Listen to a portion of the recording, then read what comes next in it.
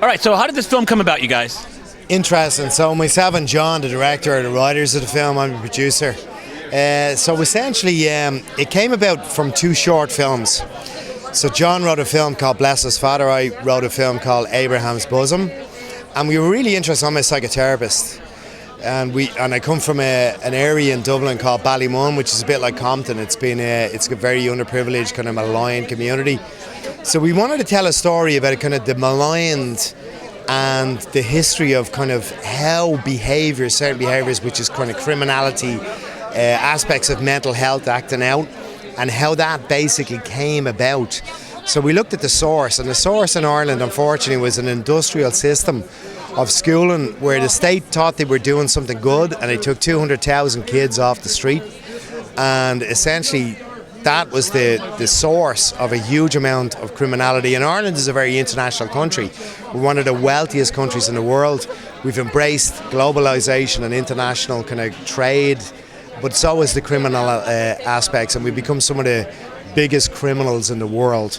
So we like want the United States. I think we give you like Colombia. Well, let's just say, like the Irish and the Colombians, there's an international, an international aspect to this, and the Irish have embraced this, and I don't know. I'm Colombian by that, and I love the Irish. I love Irish football and Irish.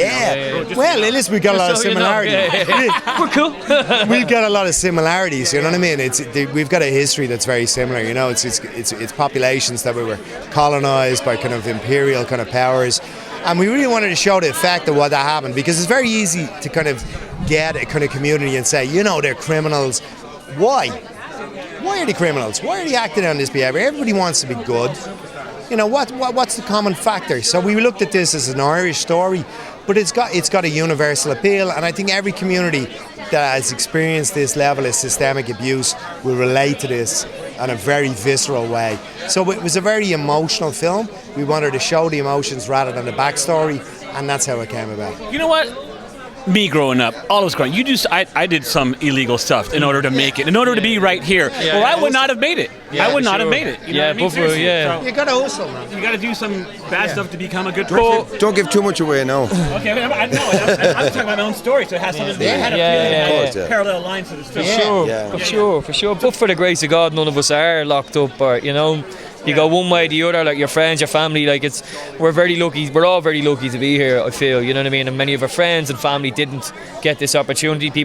We all come from working class communities, I'm sure you do too, and I do think we are the lucky ones, That's cool. How about you, Mel? What's your role in this whole thing? Look, I play a character of the priest in it, and a bit of a dark side of things, but I think for the victims it's very important to embrace the really negative side of intergenerational trauma, and and I had the opportunity to put a bit of funding into this movie as well, because I thought it was a very important narrative, and I think it was very important to be a story to be told, so I'm just very lucky to be involved with the guys, and I think the whole lot of us, we're a team, and we got this production made, we got it through the hardship, and it's great to be here.